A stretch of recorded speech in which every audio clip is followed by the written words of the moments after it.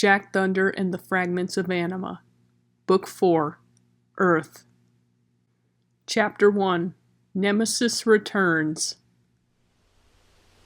The forest was silent save for a frosty breeze billowing through bare branches.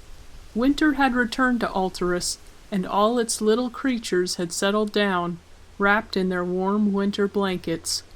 This was a time of rest and rejuvenation for the land, a time of peace and relaxation. Unfortunately, it wouldn't last. Out of nowhere, a chilling gale picked up. Piles of snow fell and splattered on the ground, freed from the hold of the barren tree branches holding them in place. The clear night sky became overshadowed by thundering clouds. Only these were no ordinary storm clouds. These were as black as night and thundered with red and black lightning. They parted, exposing a rift in the sky, glowing the color of a fresh wound and exposing dark shadows swirling within. From this rift, a single black blob fell from the sky. It blew a crater in the snow as it landed, standing up tall and straight. A beast in the shape of a Yule goat, with a ram's skull for a head and cloven feet. Around its neck was a red and gray cape with a high mantle. The figure opened its blood-red eyes. Ha! About time. I was starting to think I'd never get out of there, Nemesis rasped. Now, how do I get into Yggdrasil's grove? Getting back to Altairus was one thing. Infiltrating Yggdrasil's grove was quite another. Nemesis hadn't forgotten how difficult it would be with Yggdrasil's heartwood. How was it supposed to get into the grove if it couldn't get close to the heartwood? Fortunately for Nemesis, sneaking around was what wendigos did best. It just had to latch onto one of the grove's residents and then work from the inside. Once it had drained the land a bit, it would gain strength and the heartwood would weaken enough to where Nemesis could walk around freely. Then there would be nothing stopping it from grabbing the earth fragment Terra before those kids could. But how was it going to do that? It looked around for a host. It walked some distance through the emerald woodland, but it could hardly find anyone at this time of night. Nemesis should have guessed.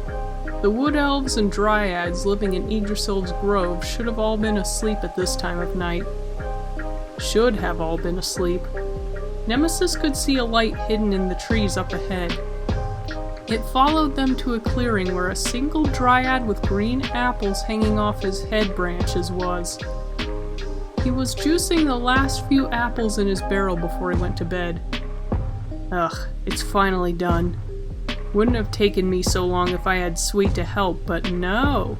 He said that he was going to celebrate in the grove. I swear, just because it's almost the Winter Solstice doesn't mean that he can just ditch work like that. This whole season's gotten to everyone's heads.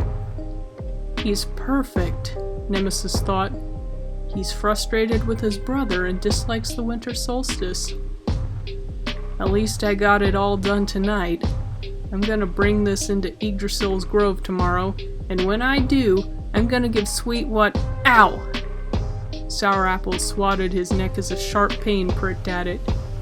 It was almost like a mosquito bit him, but there weren't any mosquitoes at this time of year. He shrugged it off and went inside. Little did he realize that Nemesis had latched onto him. The wendigo lay awake inside the dryad's body as Sour Apple fell asleep. It had a host and a way into the grove. Tomorrow, it would put its next step into action. Jack Thunder sighed. Still no sign of the other fragments. It had been 3 months since Shadowpaws had joined the team. They had gone into the Dark Carnival expecting a good time, but came out with something better. Namely, the Fragment of Darkness, Lethal Joke, and their newest crew member.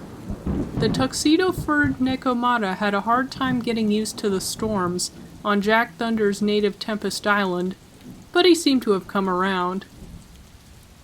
Things had been rather quiet since then. Jack Thunder spent most of his time in his room or in the Tempest Island dojo, poring over books and trying to find any sign of the other 3 Anima fragments. So far, he'd come up empty. He stopped to take a breather when Razor chirped at him. Looking over, he noticed a faint thrumming next to him. His staff, the air fragment Stormbringer, resonated with a green light. Jack Thunder's stomach jumped. For a second, he thought the Wendigos had returned to Tempest Island. But as he looked at Stormbringer, he noticed the aura's color was off. Rather than the bright green it glowed when it sensed a Wendigo, its aura shone a slightly deeper shade of green. Almost a forest green. Forest green, forest green. That was the color of earth magic. The storm gremlin flipped back to the page on the earth fragment, Terra. An axe woven from the branches of Yggdrasil. Yggdrasil? Where were they now? Jack Thunder ran outside, all the way to the edge of the island. Below him, he could see an expanse of bare, gnarled branches. Almost directly below was a tree much taller than the others, still bearing all of its leaves. That must be Yggdrasil. We're in the Emerald Woodland again. Jack Thunder was a bit confused. Why didn't it sense this when I fell there the first time? He remembered how he had fallen from the sky into the brush of the Emerald Woodland when he'd tested out the staff for the first time. He almost chuckled at the memory. It seemed so long ago now. But he didn't remember seeing Yggdrasil when he fell down there. I must not have been close enough for Stormbringer here to catch it. Hey, Jack? Is your fragment glowing too? He turned around. Buckthorn and Shadowpaws had found him. Sure enough, the Seastone and Lethal Joke were also surrounded by a forest green glow. It wasn't just him. He nodded. They had their lead. Now it was time to follow it. Hi there, I hope you enjoyed the video.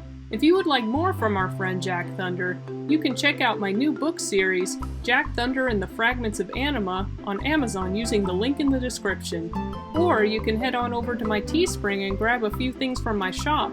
And please like, comment, share, and subscribe for more content every week. Thank you for watching.